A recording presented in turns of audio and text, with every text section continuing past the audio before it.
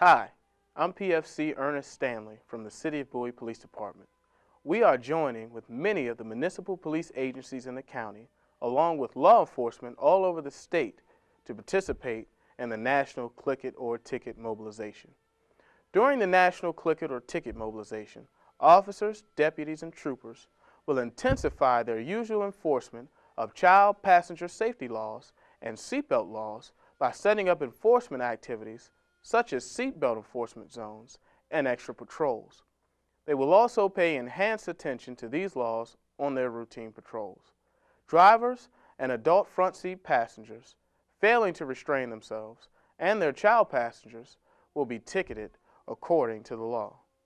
As you can imagine, more high-risk drivers can be found on the roadways at night than during the day, leading to more fatal and serious injury crashes during the hours of darkness. Therefore, we will be joining our counterparts in Maryland, the District of Columbia, Virginia, West Virginia, Pennsylvania, and Delaware, and border-to-border efforts to ensure that drivers and passengers know that we don't stop caring about their safety when the sun goes down.